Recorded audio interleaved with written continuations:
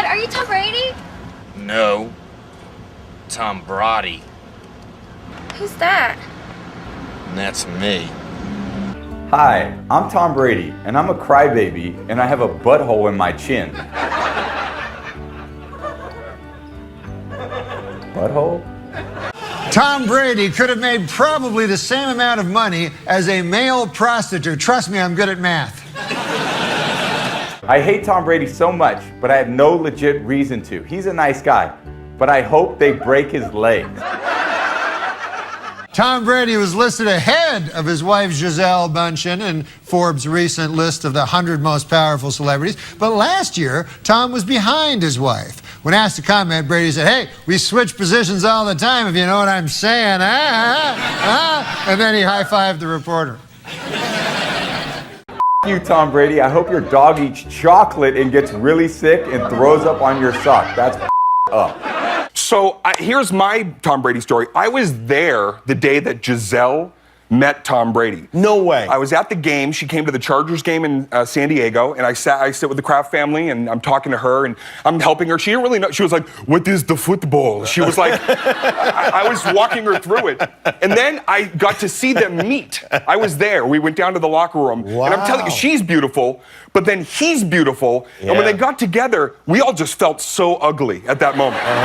They were like White Walkers. They just drained us of all our life energy and beauty. Is Michael Jordan officially the second best athlete of all time? Yes. That is the discussion. Yes. You think? Yes. 100%. Indisputable. Okay, now why? Give me why. I mean, look what Tom Brady did. Can you imagine Michael Jordan going to a second team and winning a championship? I think he didn't even get to the playoffs. When 75% of your conference gets to the playoffs. But Akaash, MJ was 40 years old. I know. You can't do anything at 40. After 40. How could he possibly compete with all these young bucks who are so athletic and brilliant? The game has completely changed. How could he compete with them at 40? Yep. I mean, how old was Tom? Oh, Tom at 43? Oh, he was older. Much older. Interesting. Much older. Okay. 3 years, big difference. People make a big deal about, I was talking to some buddies in a group chat, and they also brought up the different team thing. Yeah. I don't think people realize how difficult it is to win with another team. It's incredibly hard. Also, but why? Break it down. Why? You're going to a different system. Yes. He's going to a different conference, so he's playing different teams pretty much all together. Every team he sees is different. If you're in the same team, you play almost half your schedule every year against the same division opponents. Right. He knows the Buffalo Bills inside and out. Now he's playing the Saints twice, and he got curb stomped twice. And then in the playoffs, he was like, "Nah, I got it now." Curb stomped. It's good now. Right. Now he's going to completely new personnel, completely new culture, completely new city. Yeah. Everything is different. Yeah. Everything is different. Yeah. But here's what Tom Brady is. Tom Brady is, people that say like it's a vibe. Yeah. Tom Brady is a culture. I think that we don't know a lot about Tom Brady. Which I also like. I think that's cool. There's some mystery to him. He's a throwback. He's Marlon Brando. Yeah. You know what I mean? He's one of these figures that we get what he decides to give us. Yeah. He's got a sense of humor, clearly. Like on his Instagram, he's aware of the things that he's posting are funny. Mm-hmm. He's kind of culturally aware. Yep. Like if you notice, like even the music that he chooses in the videos, it's all hip hop. Yeah. Is everything right? Yeah. Like he's going for it. Like this is supposed to be MAGA Tom Brady. He's not doing a Luke Bryant or whatever these fucking country guys are. What's your boy who was dropping them bombs? My guy. Morgan Whalen. Morgan Whalen, my guy. He's not Morgan Whalen. You know what I mean? You're a boy, bro. He's one of you in the neighborhood. He might drop a couple of them. The coolest I would ever feel. So while we'll never know if Tom Brady could impact the game in the same way that Michael Jordan could impact the game, because the sports don't compare in that way, we do know that he was able to motivate more people to greatness than Jordan was. Yes.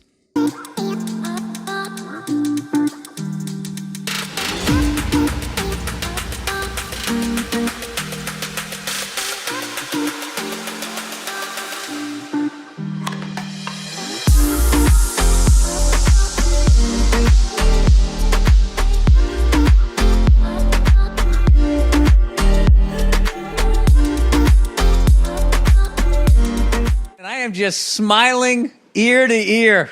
Smiling ear to ear. I can't remember the last time I was this happy.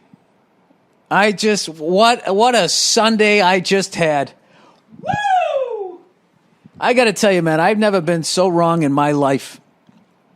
A lot of you guys probably think that I'm going to gloat. I was so wrong about the balance bike. You know, I took my daughter out to the park and I figured it out finally. You got to take them after they get bored with it when they're on like the level. What am I talking about here? Tom Brady won his 7th fucking Super Bowl. Woo! Brady to Gronk twice. Woo! Leonard Fournette running that fucking ball just like I said. Just like I fucking said. Oh, I try to be humble, people. I can't on this one. I told you motherfuckers since back in November how beatable a team like Kansas City was. I told you. I fucking told you. Bill Belichick coaches the Cleveland Browns. They win that fucking game. They just didn't stick with their game plan to run. That's what you do. It's what you do. It's what the fuck I said. Oh, God damn it. I feel good. Sorry. Tom Brady, 7 rings. 7 rings. He's one behind Belichick now for all you fucking cunts. Had a buddy of mine just going, oh, Bill Belichick's probably drinking gasoline right now. Bill Belichick has 8 rings. Okay? Tom Brady just passed Michael Jordan. It's unfucking believable. I've never been... I was rooting for Tampa Bay in that game. It was like the Patriots were playing. That's how much I gave a shit. I couldn't believe it. I was actually upset with myself. And when they went for it, for that fucking touch, when they went for it on 4th and goal in the second quarter, my family had to leave the room. I was like, what are they doing? What are they doing? What are they doing? They don't get it. Why would you do that? I just realized that's the Wahlberg line when his mother's tearing down his posters in Boogie Nights. Don't do it. Why would you do that? Stop it. That's literally, I bitched about them having 3 points in their back pocket in a fucking championship game and not kicking that field goal. I bitched about that till about 8 minutes left in the 4th quarter. That's when I could finally relax. Because that's how good Kansas City's offense is. But I got to tell you, to a fucking T. They did exactly what the fuck a stand-up comedian said they were going to do. That's not bad. Come on, people. You got to give it up, okay? I'm gonna gloat on this one. Double Tyreek. Let fucking Kelsey beat you underneath. He's going to get a bunch of yards, but he's not going to get it all on one fucking play.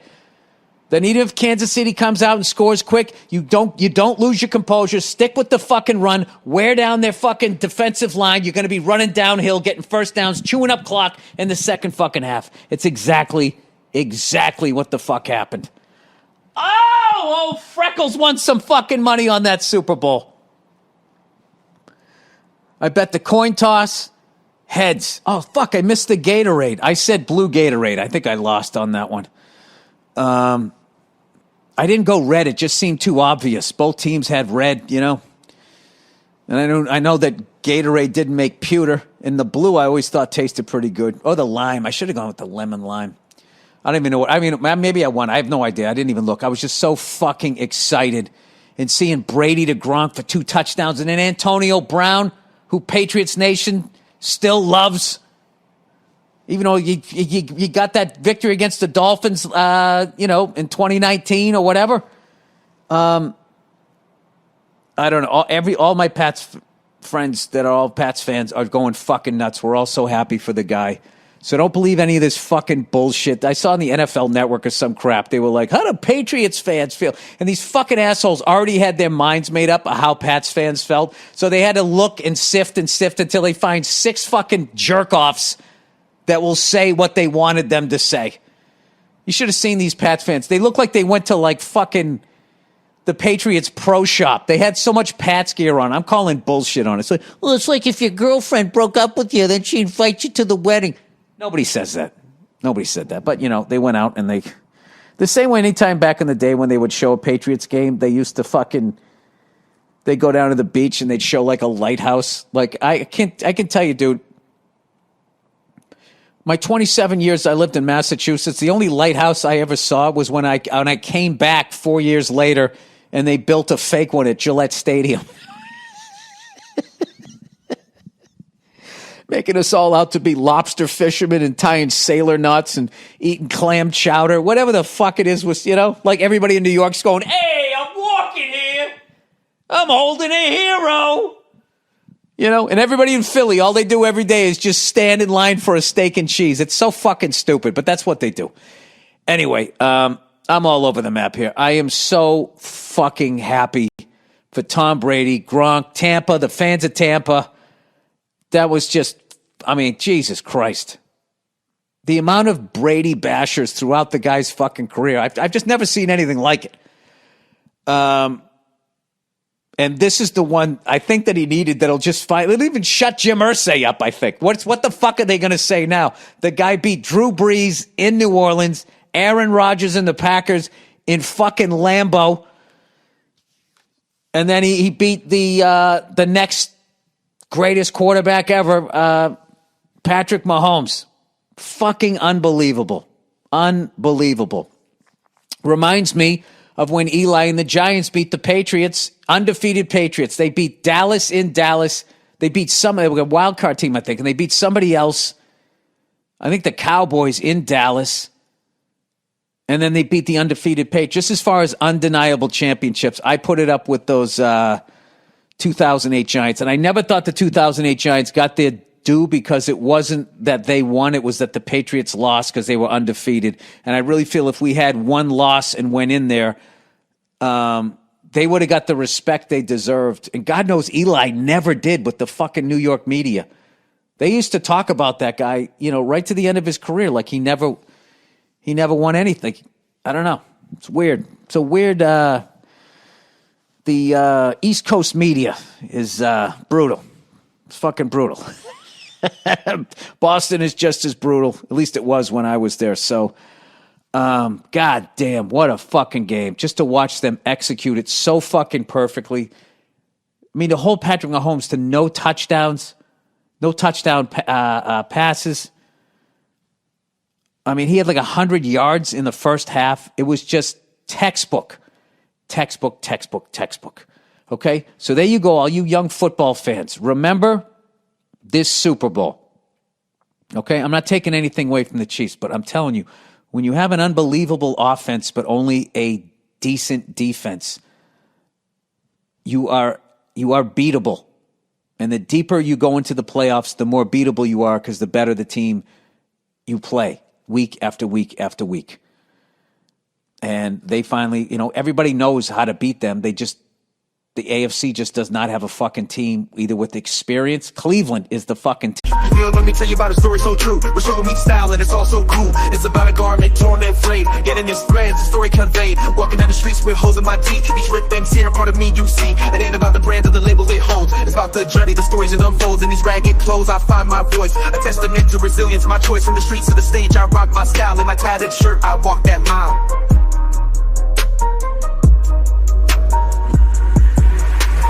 Ripped and torn, but still I stand in my ragged attire. I command, it's not just fabric, it's a statement I preach. In my threadbare garment, I find my reach.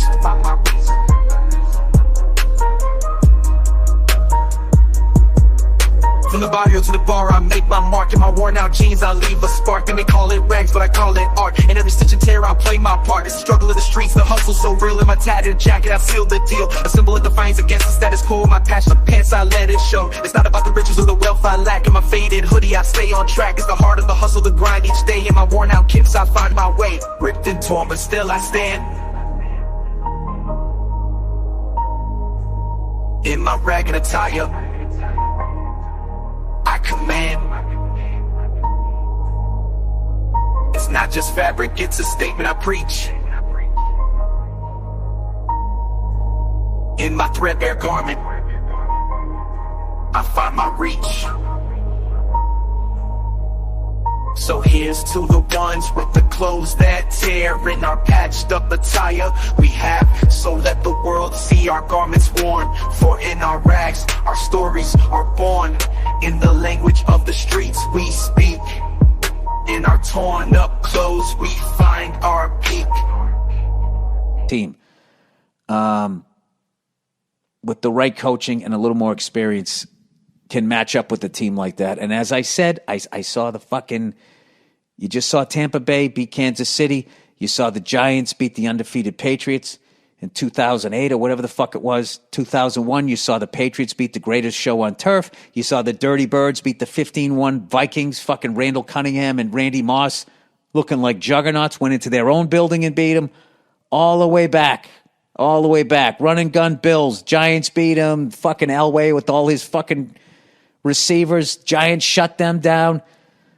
The next year, the Redskins shut them down. I've just seen it time and time again. I saw the 49ers shut down Dan Marino, 48 touchdown passes back when that fucking meant something. In 5,000 yards, they came out in 84 and beat them. I saw the Raiders come and beat the Redskins. You've just seen it time and time again. A defense, what's a running game, you just have them sitting on the sidelines like fucking Bernie Sanders at the inauguration. All right, I am done gloating, okay? I was so fucking right about that game, and I got the money in my pocket tomorrow to prove it. I never talk shit, but here's the balance, which I was trying to do. I was trying to come on this podcast and be humble. I really was, but I was just so fucking excited. I mean, the game literally just ended 15 minutes ago.